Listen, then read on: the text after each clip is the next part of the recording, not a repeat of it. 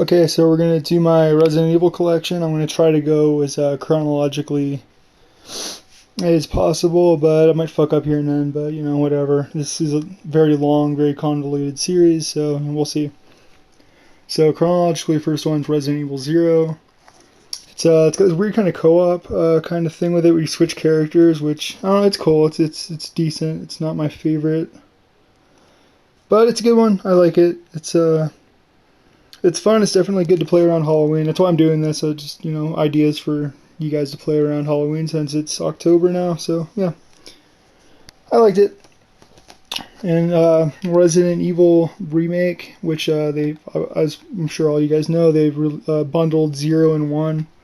You can get on PS4, Xbox One, PC, and the PlayStation Store and shit.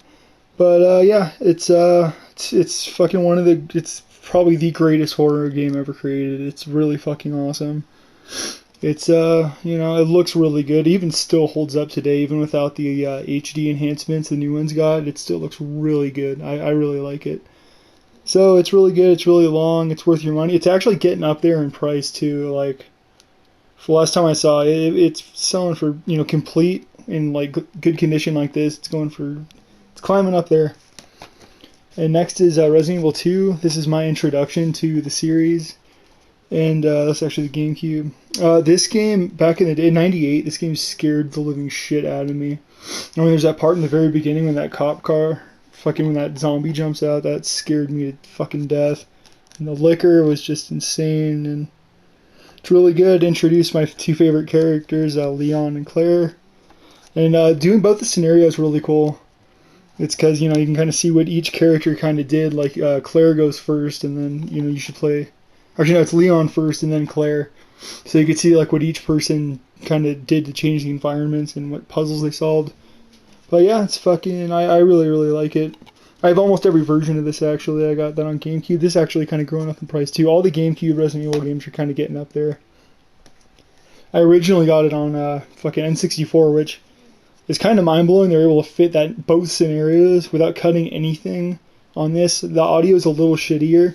It's kind of like weird sounding, but it still plays fine. It's awesome. It's really good. I wish I had the box for it still, but whatever. And here's the PS2 version of PlayStation 1, sorry, version of it. This is back when George A. Romero was going to make the movie, and I thought that was interesting. But yeah, it's all the same shit. It's a good game, fun time. It's good. Good. Turn the lights off, play it. It's fucking cool. Next is Resident Evil 3, which technically takes place before and during Resident Evil 2. You're Jill, obviously, if you didn't know, and also introduced the Mercenaries mode. They didn't call it Mercenaries, but it's in it, and it's awesome. It looks a lot better than Resident Evil 2. They put a lot of work into it.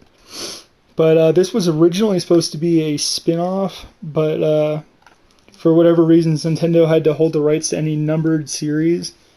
So yeah, this one became 3. I mean, I don't know what else they could have just called it Nemesis, but whatever. Now, Code Veronica is basically the continuation of 2, so this technically is the real Resident Evil 3. This is in my opinion, the hardest. This game is not easy. It's really, really difficult. But the graphics look really good. Not as good today, but there's an HD upscale remaster I think you can get on the PlayStation and Xbox store. So yeah, it's pretty cool. You get to see Claire and Chris Redfield together, which is really cool.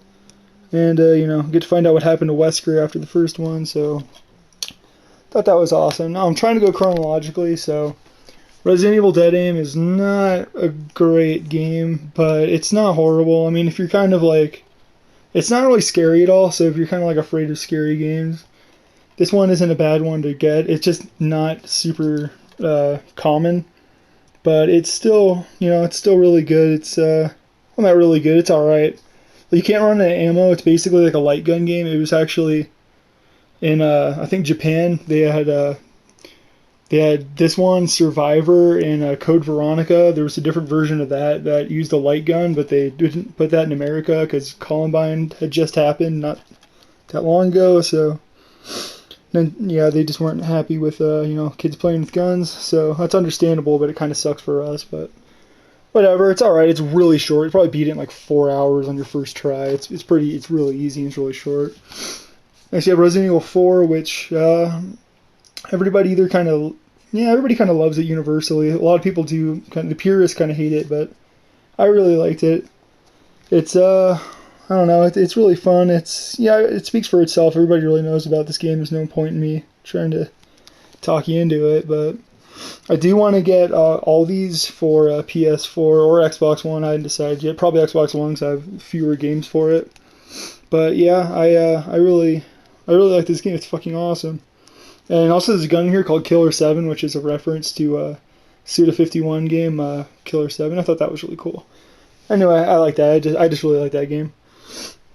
And this is the PS2 version of it. The only reason I'm showing you this is because it's got the whole Ada chapter, which is really cool and really fun. And yeah, this is one of the few I've 100%ed from I don't know what the fuck I'm talking about. I'm trying to brain fart. Anyway, it's a good game. Get it. Next, we're gonna go kind of off Okay, so we're going Revelations because it technically chronologically takes place next. This is basically you're Jill Valentine, but you also you're Chris too. But initially you're looking for Chris. He's gone missing on a ship or some shit. I actually just beat it, and it's not really scary at all, but it's really fun. It's got a good length to it. I think it was took me 12 hours on normal, so it's not super hard, but it's cool.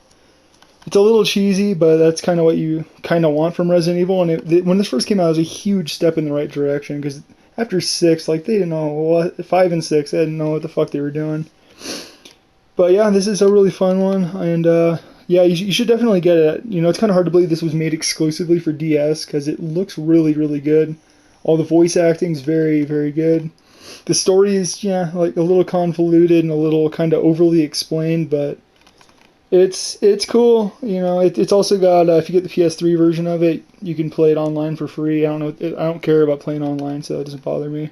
Get on Xbox, whatever. It's all good stuff. And next we are going to go Resident Evil 5. This takes place about a year after Revelations. I have the Steelbook Xbox 360 version of it. I really like Steelbooks personally. But yeah, okay, here's my problem with it. It's a very, very, very good action game, but it is a fucking horrible Resident Evil game. It's not scary. You're way too overpowered. You can grind. I mean, if you're that much of a cheap ass, you can grind for 3 hours. You can just redo the first few levels and have your shotgun completely upgraded and do all that. But other than that, it's a really fun if you have a partner, it's fucking fun. If you have an actual human, because Sheva is fucking useless. But it's fun. It's just not scary, and it's just not really Resident Evil-esque. And I rebought it again because I was like, oh fuck, I need the DLC for it, and I wasn't going to get it on Xbox because you can't physically get a copy of the DLC, and I'm kind of all about physical copies. But yeah, I bought this about 2 years before they announced the re-release on PS4, so I was like, oh fuck, oh well, it's still good. I can still play online if I chose to. And yeah, it's fun. The separate ways. I mean, the what's the fucking one when you're in the Desperate Escape? No, not Desperate Escape. What the fuck's the other one called? I'm looking at it, but I can't see it. Oh yeah, Lost in Nightmares. That was fucking awesome. After I saw that, I was like, wow, man, Resident Evil 6 is gonna be great because it's gonna be just like that. I was wrong. But next, we're gonna try to go back chronologically to Revelations 2. I'm actually currently playing this right now. I'm probably about a third of the way through it. I only just started, but compared to the first one, they fixed everything. There's actually a strafe button, or so if you wanted to dodge an attack in the original Revelations, you had to push the thumbstick left to right. In this, there's just a dedicated button to it. Just the buttons are just better, and The enemies are a lot more scary, I guess, and it's got a better, more interesting story. And yeah, my only problem with both, actually, I forgot to mention about the original Revelations. Whenever there's a bunch of action, like if there's a bunch of monsters on screen, the audio will cut out pretty bad. But in the first Revelations, fucking the frame rate will just drop like crazy. So if you're like fighting like 500s, you're fucked because you'll be shooting them right in the face. Next thing you know, you're fucking shooting at your toes. So there's that. But this one actually, it's got a lot more tension. I wouldn't say it's scary, but it's definitely scarier than the other one. But it's good. It's cheap now, so you guys should if you're a fan of the series, this kind of does stand alone. So I would recommend this one. This is pretty cool. I'm really really liking my playthrough so far. And next I'm getting lost in my place. Okay, we're gonna do Resident Evil 6. And I got this the day it came out. I got the Walmart fucking ugly ass cover thing of it. At first I really liked it. I liked Leon going through it. I was like, oh dude, fucking this is actually pretty good. And then halfway into Leon's campaign, I was like, oh fuck, there's way too much action. Like I was happy they brought back zombies, but they're only very very few and far between throughout the entire game. It's really long, but I didn't really like it. It's way too much action, way too much. It's just I don't know. It's not terrible. I mean, everybody makes it out to be the fucking one of the worst thing that's ever happened to video games, but it's really not that bad. It's just really disappointing. And Jake's campaign was cool. I didn't like Chris's. Chris was a giant cocksucker the whole time. He's just an asshole. And I just thought that was really uncharacteristic. Even though he went through all that shit, it's like, dude, after surviving all the shit that you have before, losing, one insignificant partner, that's what really did it for you. But whatever. I mean, it's alright. You can get it, very inexpensively. I'll probably rebuy the PS4 or Xbox One version. But yeah, I don't know. That's just my slant on that. Next, I had to import this. This is Biohazard Chronicles HD Selection. It's actually, it was for the Wii originally. It's Umbrella Chronicles and Darkside Chronicles combined. And since all PS3s are not region locked, it's all in English too, except for the text. But yeah, all the voice acting's in English. It costs like $25 to import it from Japan, and it's really cool. It sucks for co-op though. For some reason, it won't. Either I'm just fucking dumb and I just can't figure it out, but I can't get this to play co-op with both of my Move controllers. So whatever. But if you don't know, this is a retelling of Resident Evil 0, 1, 2, 3, and there's a little prequel to 4 in it that explains like Krauser and Leon's history. But yeah, that was it's a pretty fun little light gun shooter. It's a little bit more difficult than like House of the Dead, but it's still good. It's definitely worth it. I like it. It's fun. And next, these are kind of like the what ifs I like to call. Resident Evil Operation Raccoon City. Fuck, this game is not what I was hoping. This is the perfect example of how not like okay, so they promised so much, but they delivered so little. I was like, oh man, it's so cool. You get to see how Umbrella fucking handled shit during the Raccoon City outbreak. Nope, it's a what if scenario. It's fucking what if Umbrella fucking went and took out Leon and killed fucking Birkin and all that stuff. And I don't know. It's just, I don't know. The collision detection on this is bullshit. Whenever you shot a fucking zombie right in the face, it'll fucking completely just bypass him. It's just, I don't know. You get stuck on walls. The fucking cover system is broken. This game is absolute dog shit. And they just released a fucking sequel to it. Fucking, what was it? Umbrella Corps? I have no idea why they fucking did that. This is the exact opposite of what they want to be doing. But yeah, so this game is definitely not worth your time. The only reason I got it is I found it at a pawn shop for like $8. They're practically giving it. I actually talked them down to $4. It's not even worth that. But whatever. If you're a completionist, you may as well get it. But don't expect much out of it. And this is Resident Evil Outbreak. This is, I don't know. This is technically kind of like a what if. It's not really, but it kind of is. If you're a bunch of other survivors during the original Raccoon City outbreak. So you can pick between I think 5 different people, and it was originally an online game, which I heard worked really well and it was really cool, and they should bring it back. but I've only played it since the servers have been shut down. So I don't know. I think it's just kind of a little janky, and it's all right. I played through it, but I wouldn't recommend it.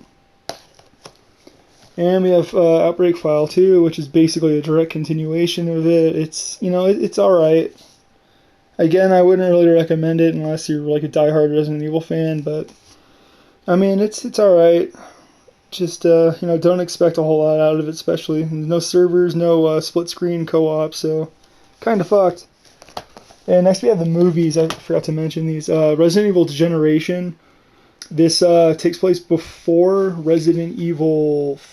No, it takes place after Resident Evil 4. So you're basically like the president's main man. Basically the synopsis is Claire Redfield is she's in an airport. There's a huge outbreak of zombies finally again, and so the president has Leon go in and fuck them up because together they're the shit. And it's pretty decent. It's a little overly complex. No, I mean, not like it's like a really like deep cerebral movie. It's just a little over explained again. But it's cool. It's fun to just kind of sit back and chill and watch. So there's that. And next we have Resident Evil Damnation, which is between 5 and 6, I think. They don't really specify. But I don't know. I didn't like this one as much. But it's still pretty decent. It's kind of fun. They try to be funny, but they're not very good at it. But yeah, it's all right. There's gonna be a third one released around the same time as Resident Evil 7. Fucking Resident Evil. That last movie, the final chapter, and yeah, and fucking yeah. So there's gonna be a third CGI movie. So I'm excited about that. And that's basically it. I didn't cover the live action movies, even though I do kind of like them. I'm not going to. I don't qualify them as Resident Evil, so I'll probably talk about them when the final chapter comes out. But yeah, I'm not really a fan of them. Anyway, thank you so much for watching, and like, subscribe, do whatever. It's up to you. And hang on.